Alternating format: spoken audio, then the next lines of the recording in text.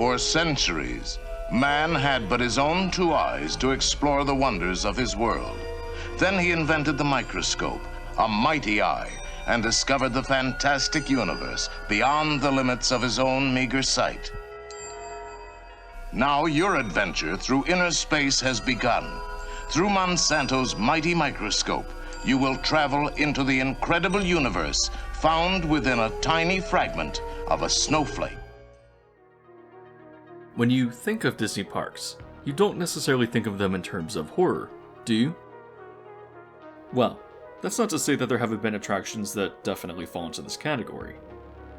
The original Snow White Scary Adventures was quite frightening for its time, and there is of course the creepy, dreadful atmosphere of the Haunted Mansion. The Twilight Zone Tower of Terror mixes the supernatural elements with a thrilling ride system, and Animal Kingdom's Dinosaur can be pretty intense, as you encounter aggressive predators up close. Some might even consider Disney's Yetis to be quite frightening, whether they're from the Matterhorn or Expedition Everest. The Great Movie Ride once put riders into a scene based off of Ridley Scott's Alien, in addition to riding through a short horror section. Of course, I could not speak about intense and frightening Disney attractions without mentioning the now extinct extraterrestrial alien encounter that once existed in the Magic Kingdom. There has never been something so horrific and terrifying, restraining you in your seat as a rampaging monster devours the audience members right next to you, spraying warm blood on your face as it does so. For as often as we associate Disney with happy memories and fantasy, the company is absolutely no stranger to the horror and thriller genres. Still, there is one attraction that people don't typically think about that makes that list, diving into the world of existential horror. So come join me today as we dive into Disneyland's Adventure Thru Inner Space.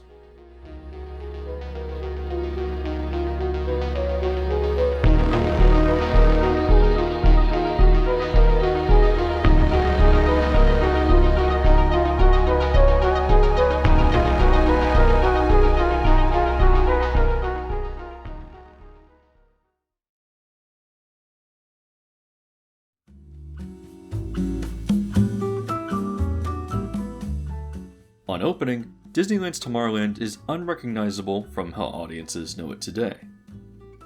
In its first decade, it existed mostly as corporate-sponsored showcases of technology that would lead the future. Guests could experience museum-like attractions such as the Kaiser Aluminum Hall of Fame, the Monsanto Hall of Chemistry, and the Monsanto House of the Future. In 1959, Tomorrowland's attraction lineup would expand significantly, opening the Matterhorn bobsleds, the submarine voyage, and of course the Disneyland monorail. Still, Tomorrowland's showcase of corporate products for the future household obviously aged pretty quickly. Even after the first major expansion, Walt and his Imagineers saw the need to update the land, and concepts were drawn up.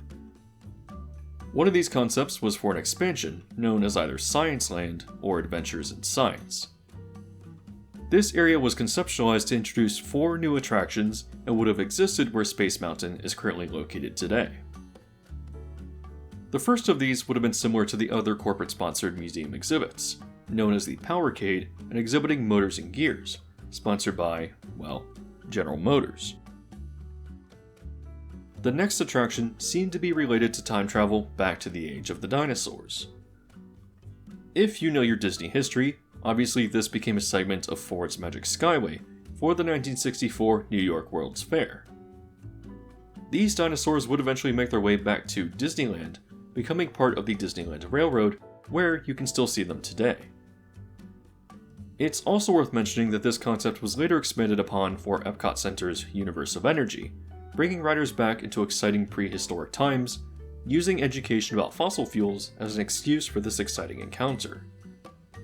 While Disneyland did open with Rocket to the Moon, a theater that acted to simulate what a trip to the moon might actually be like, another space-themed attraction was conceptualized as the third part of the expansion.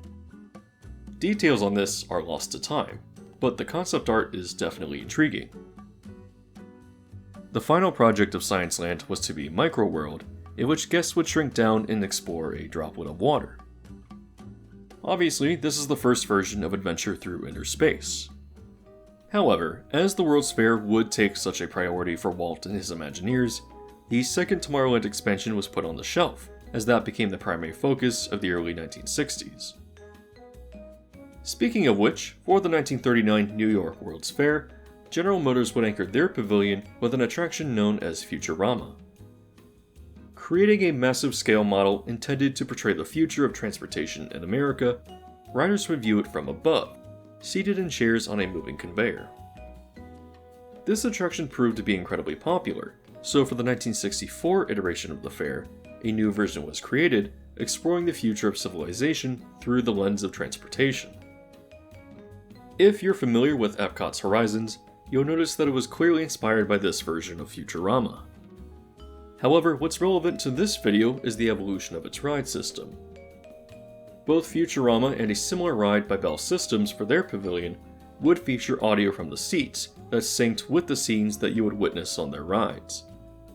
From this, Disney's first omnimover ride system was inspired, using a shell to both direct the view of the riders and to deliver audio, while also being able to pivot in whichever direction the ride intended audiences to see.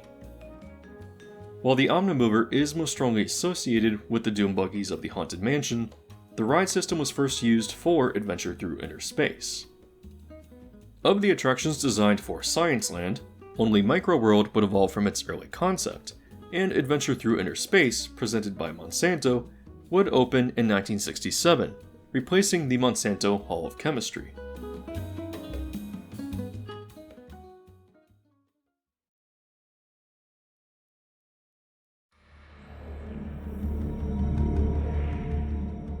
Just a quick favor, but if I've kept you interested this far into the video, you can really help me out by simply hitting the like button if you haven't already done so. Existentialism is broadly understood as a branch of philosophy that concerns the existence of the self. Existential horror plays on the dread of finding oneself isolated, whether that be through questioning the validity of existence or finding oneself isolated in a cold, unfeeling, and alien realm that is indifferent to the comfortable social constructs that shape the human experience. We can go back to Ridley Scott's Alien as an example of existential horror in media. The empty, isolated nature of space in the Nostromo is quite devolved from the familiarity of comfortable human society. When its crew is hunted by the Xenomorph, a humanoid-type creature with no apparent motive other than extermination for the sake of extermination, it evokes that feeling of existential dread in their already bleak situation. There is no comfort in realizing that you're insignificant outside of society in a cold, unfeeling universe. In space, no one can hear you scream. A warmer example of this comes to mind from the first Ant-Man film.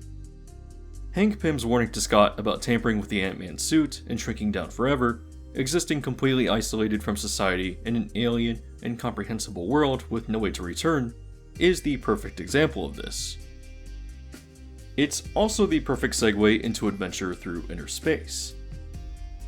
When entering the building, the short queue winds throughout the room, introducing the visitors to the concept of shrinking down and exploring the molecules of a snowflake. Through a simple but clever illusion, the microscope visually represents the shrinking process. Once riders board the vehicles, they are conveyed into the microscope and down a dark tunnel as the narration begins. I am passing beyond the magnification limits of even the most powerful microscope. These are snowflakes, and yet they seem to grow larger and larger.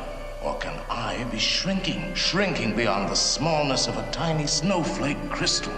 Indeed, I am becoming smaller and smaller. After passing these snowflake projections in the dark tunnel, riders move past a physical set intended to evoke a feeling of awe, where they can observe the crystalline structure of the massive snowflake in front of them. As the vehicles continue further and shrink down through the molecular structure, the narrator marvels at how different and alien the world feels, wondering what compelling force is drawing him further down into the mysterious darkness. As the ride progresses to the H2O molecules, he observes how the spheres appear fuzzy, and as he gets a closer look, realizes that he's witnessing the orbiting electrons. As you continue shrinking, the vehicle enters another dark tunnel, where projected electrons are dashing all around, with the narrator wondering if he can survive. Finally, we reach the nucleus of the atom. And there is the nucleus of the atom. Do I dare explore the vastness of its inner space? No, I dare not go on. I must return to the realm of the molecule before I go on shrinking forever. As he retreats in fear and begins to enlarge himself, the narrator observes that the molecules he now observes have become fluid, as if the snowflake is melting. As riders continue through these tunnels, they encounter an eye observing them through a telescope, and are informed that they are returning to normal size. Finally, the vehicles return to the unload platform, where the narrator comments that you have returned from your adventure through inner space, in the never-ending search for new ways to arrange molecules for the benefit of humanity. Once you disembark, riders are dumped into a showcase of products produced through chemistry, and advertising the future of consumerism through Monsanto. While not explicitly scary, I think that the ride does a great job of evoking that existential dread. The narrator is voiced by Paul Frees, who you might know as the ghost host of the Haunted Mansion. While he is the scientist observing you on your journey, his voice that you hear throughout the attraction is his reverberating expressions from his own adventure into inner space, revealing his curious horror at such a cold, unfeeling world that he was afraid to explore further. While many people may not have considered thinking of this ride within the context of existential horror, I think that the ride very much constitutes Disney's first serious exploration of this genre, not counting the thrill of Snow White's scary adventures. In the atomic age of the 1950s, when this attraction was first conceptualized, the idea of chemistry changing people's lives was such a new and novel concept for the general public. It's interesting how the creative direction of the ride chose to instead employ a bit of skepticism, creating a sense of dread at what might go wrong. Now, of course, there appears to have never been any real stakes or danger portrayed throughout the ride, and one could have chosen to interpret this adventure as intriguing rather than horrific. Still, while a lot of channels have covered the history of this attraction, I haven't seen anyone speak about it within the context of that existential horror, which I think just only adds another layer of intrigue to this long-lost attraction.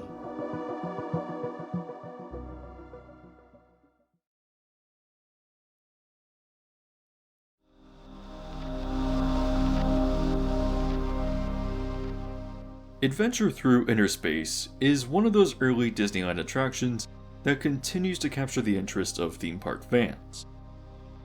While certainly interesting though, it is often mentioned within the context of Star Tours, which replaced it in 1987. Star Tours was immensely more popular, and still continues to exist in an upgraded state today. But for the fan of theme park or Disney history, Adventure Thru Inner Space will always exist as an interesting relic of the past. Part of that intrigue isn't just the content of the attraction and its tone, but also that there's a degree of mystery surrounding it. The attraction was quite dark, sending riders through pitch-black tunnels for a significant portion of the ride, as the narrator spoke into the void. While we can get glimpses of the sets and effects, the lack of adequate video technology leaves a lot to be desired, and so fuels that interest in this often mysterious attraction. So, despite its intrigue, was Adventure Thru Inner Space a good ride? Well, while I wouldn't hesitate to jump into a time machine to go and experience it, I can't say that it was particularly strong design. While many of the physical effects, such as the crystalline snowflake or the eye in the microscope, seemed interesting, the majority of the ride was mostly dim projections on walls, or geometric shapes hanging from the ceiling with mirrors behind them. Much of the ride was also carried by lighting effects, as the actual nucleus was just a blinking red light, which is very much scaled down from the early concepts. I think that the ride itself was a great pioneer for Disney in many ways, innovating the omnimover ride system and getting a feel for how to use it. Still, I'm not sure if it really stacks up to many of the Disney classics. Would I bring the ride back today if given the chance? Well, I would say no. In fact, Epcot just opened a brand new Guardians of the Galaxy roller coaster that has absolutely nothing to do thematically with that park, but sure does look like an interesting contender for a re-theme, following as a spiritual successor to this ride. I mean, think about it. Using the pre-existing roller coaster with star projections in a box seems like a possible, more thrilling interpretation of shrinking down and traveling through inner space, with electrons dashing all around you. The vehicle even spins around the moon, which could just as easily be the nucleus of an atom. Now, obviously, Disney of today would never do this, but it doesn't seem like a difficult re-theme that could still manage to be interesting and definitely fits the park thematically. So, to conclude, while Adventure Through Inner Space has been covered pretty thoroughly by plenty of people before me, I did think that it would be interesting to view it through the lens of existential horror. The ride itself is very much a vessel for that tone, which I never see anyone address, and I wanted to add a new perspective to this attraction that I haven't seen covered elsewhere. As always, you can help both this video and the channel reach a wider audience by leaving a like. If you enjoy my video essays and haven't yet hit the subscribe button with bell notification, you can do so to be alerted to new videos as they release.